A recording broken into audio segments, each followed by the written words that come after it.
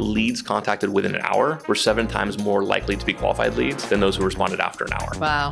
That's huge. Leads contacted within 5 minutes were 100 times more likely to be contacted and qualified than those who were contacted after an hour. Wow. Yeah, answer your freaking phones because the customer has an issue right then. And if they don't reach you and talk to you, guess who they're calling next? Their bank or your competitor. Yeah. A human being is reaching out in a human real-time way. I want a real-time response. Right. So let me ask you this before we kind of dive further in here is, all right, so today we're going to dive into one of the most crucial topics that any business that sells anything can get into, and that's lead response mastery. So to start off, I think it'd be helpful to just talk about the basics. Why is lead response time so critical for any type of business, anybody that's selling anything? And there's a couple different studies that I think highlight the importance of this over almost anything else you're doing in your business. Okay, there's a Harvard Business Review article that talked about leads contacted within an hour were 7 times more likely to be qualified leads than those who responded after an hour. Wow. Right. So 7 times better customers, basically, Wow. if you can reach out to them within an hour. That's big. That's huge. Yeah. Let me see if I could increase my business by 7 freaking times just by reaching out to them.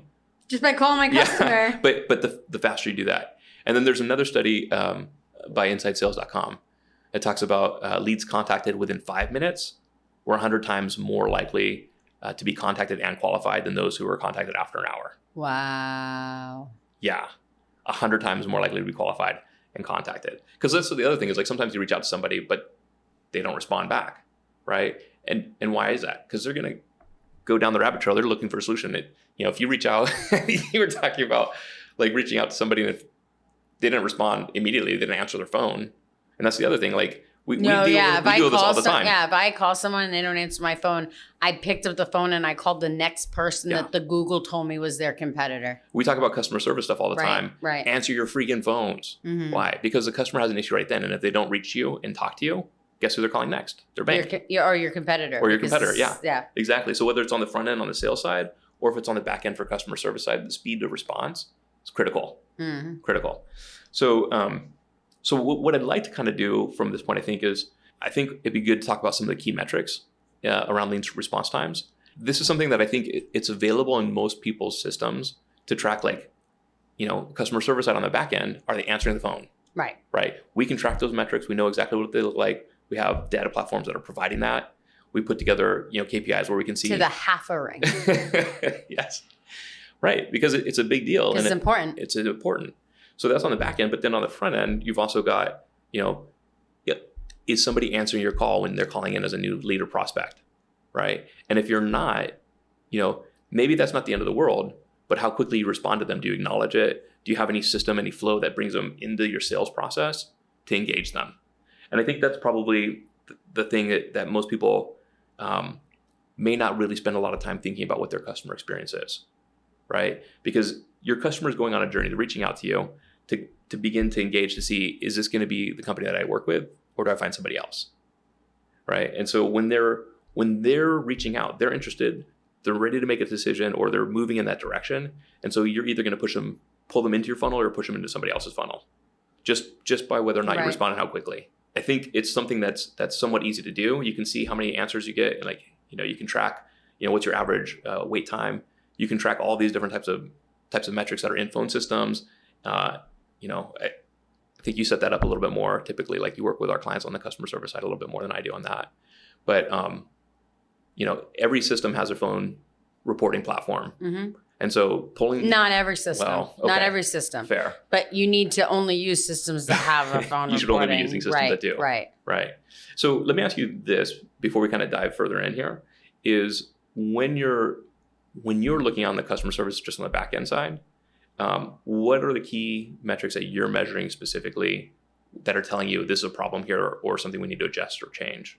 As far as lead response time? Yeah, or even customer service answering on the back end. So customer service and sales is two different departments for us. And while we do get sales calls into customer service because someone's on a page and has a question, it's not very the amount that we get isn't statistically significant for me to give my 2 cents. But on a product sale. from right, and a product sale. From my perspective, from customer service, when someone calls in, they need to have their phone answered within the first 2 rings. Yeah. That's why I said we spec it out to half a ring. We literally, like, we understand to that level. And then if they email within 2 hours, I hate 2 hours, by the way, but it's the only thing that's reasonable, really, because I'll kill my poor staff. I'd like it to be 2 minutes, but it's 2 hours for email. For chat, it's 30 seconds. Yeah. I don't want someone sitting waiting for you to respond to a chat on a web page. I've lost them. Right. So that's 30 seconds. Text messages, 30 seconds. And so if a human being is reaching out in a human real-time way, I want a real-time response. Right. And that's how I feel about the customer service end. But the sales side, that's all you. Yeah. So on the sales side, I would say it is dependent a little bit on the industry itself as well. So, obviously if it's like a low ticket product or a quick type of purchase that somebody has like a question or that they're trying to get information on or setting an appointment or that kind of stuff, like those are the types of things where there's an inquiry and they have to have like a quick response. The faster the better, as evidenced by these studies. Isn't it funny how the higher ticket stuff can wait, but the lower ticket stuff is right now? Well, so let's think about it. It makes sense. Right? It does, but it's still frustrating. Like if I'm going to spend, I'm going to spend $30,000. I'm not gonna impulse buy that. I mean, I'm not. I mean, I am. Hashtag true. But you think about what the expectation is of the customer, and you want to meet or exceed that expectation. Right. I wonder if it's a little bit different though. Like, so I'm going to kind of throw like a random thing here because I do that sometimes. Because like just sometimes. Well, so let's talk about like Facebook or social media, like reaching out to a company. One thing to get a fairly quick response. If you're reaching out to a personality or an influencer, you may not probably expect them to. I expect them to respond to me immediately. I expect everyone to respond to me. You do. But if somebody thinks that they're like actually engaging with. So even our influencers that we've worked with. Yeah. We've made sure that we had customer service on the back end of their social pages, responding to them within 30 seconds. Acknowledging, responding. Not acknowledging, answering. Responding, answering, engaging. Yeah. I don't have acknowledge in my vocabulary. You respond, you answer, and you engage. Right. But if somebody's not doing anything, the simplest thing that you can do is an acknowledgement with an action step to pull them further into the sales cycle. Sure. Even if it's not personalized or customized, but the more you can get into that path, the more you can begin to customize the messaging to that customer. It's just so easy to customize the messaging. Why wouldn't you? Right. In my opinion. Easier now than it's been before in different automations. Right. The ManyChat alone, like it's crazy. I can spark a conversation. I mean, not to get too off, but you see people all the time on Facebook, like, because they're stupid and don't understand, they'll write like, who's interested in my email course? Come and email now and get a DM. And then they have some human being going when they notice it and DMing the person. It's the dumbest thing. That whole structure, y'all, was set up for ManyChat. You can create a word to say, and the automation automatically sends the thing to the person. So you would put, but I have a lead scoring process. Who wants it? Comment process now. Right. ManyChat sees process, and instantly when you hit send, goes into your DM from me and says, thanks, Travis. Here is my process. Resource. You click on it, and then it says, hey, Travis, download today. Travis's name, Travis's phone number, Travis's email. Now I've got the lead. You have the free information, and now you've been added to my follow-up series and the thing that I'm going to sell you on the back end of that freebie, right?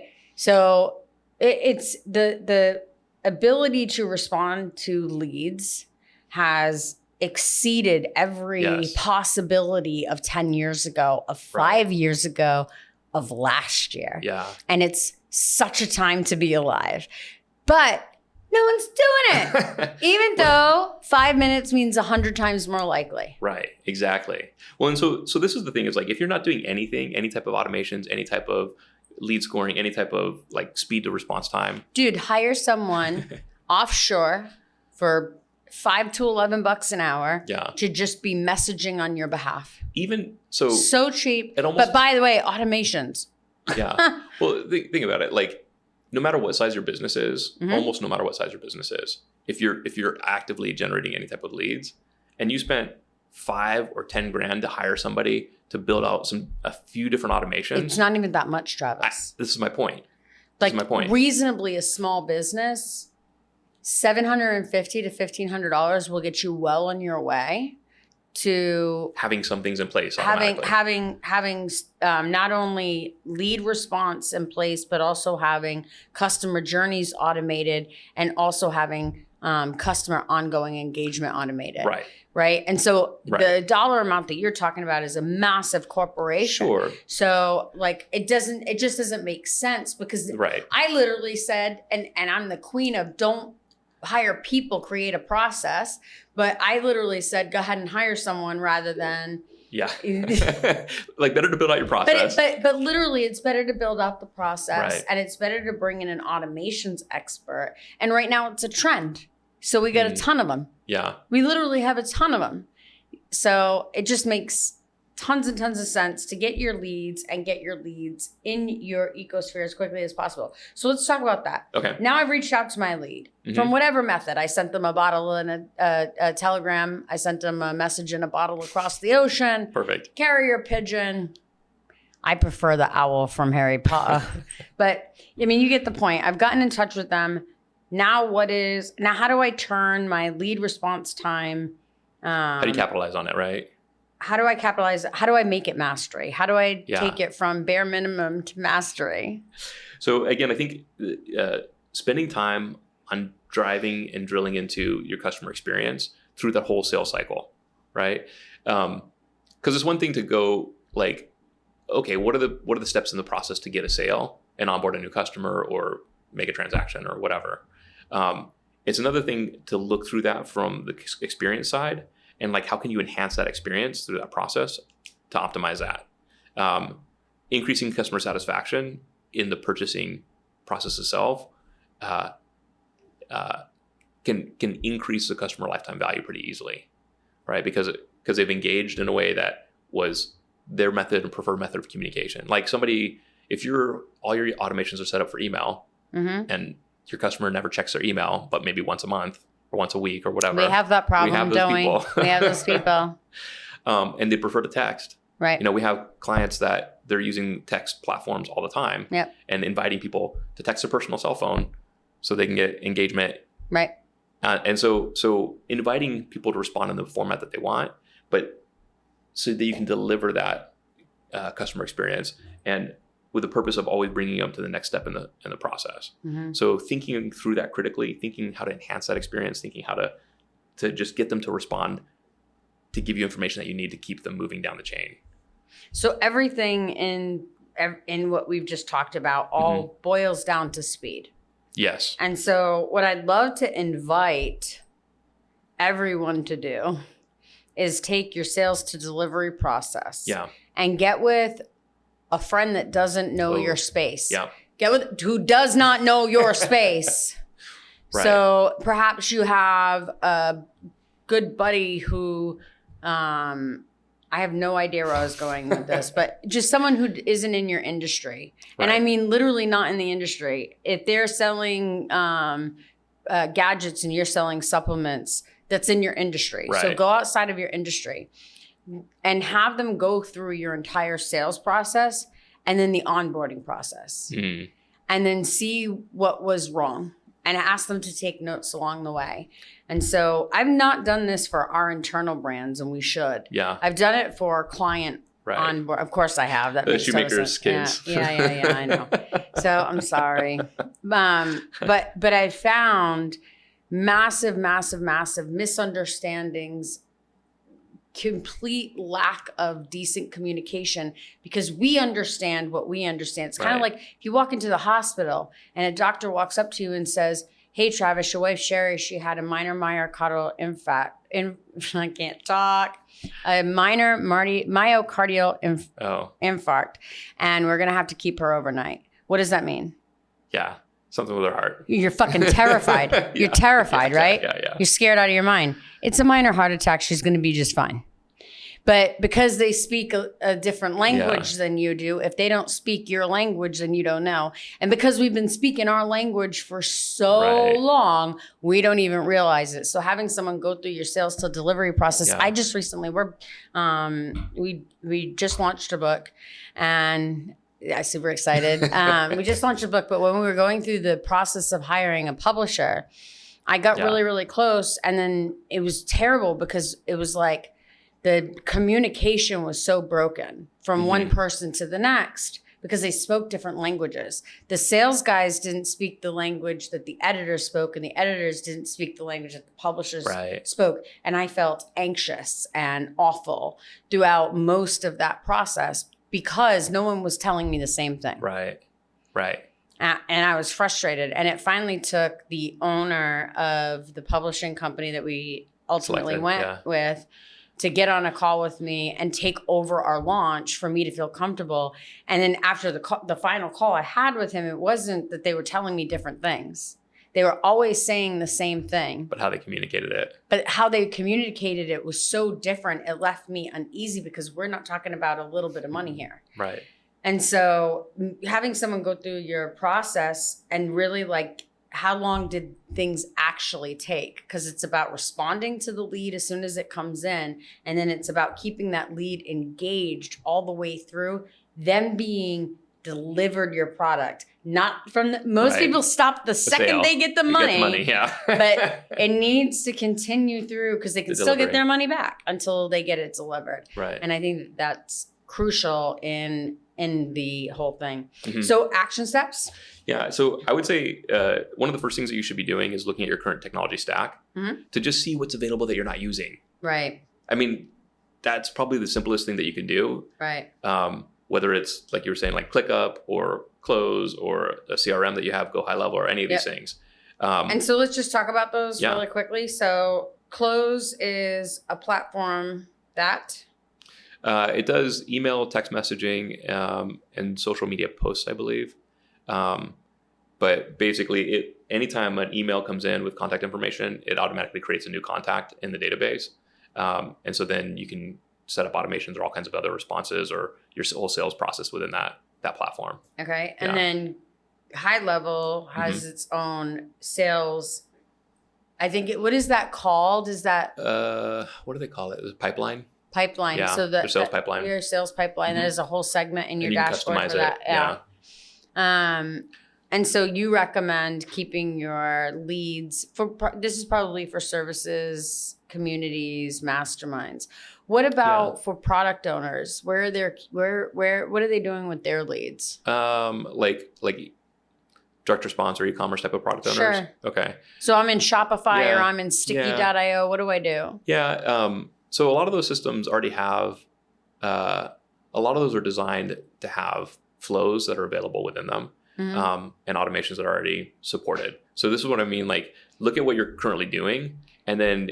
But let's be granular here because look at what you're already doing doesn't tell people who aren't doing it because you don't know what you don't know. Well, if you have a platform, if you have Shopify. So if you have Shopify or you have Sticky or you have GHL, you should see what's happening with your abandoned carts and your declines and if there is an automation already set up. And if it's not set up, you should set it up. Absolutely. And some people don't, again, we talk about this all because the time. looking at what you're already doing isn't helpful. Well, it is if you have this perspective of like, what else can I be doing? And this is what I was going to say is like, if you're doing this as like in isolation, right? Because a lot of times it's very easy in direct response or e-commerce to do what you're doing essentially in isolation.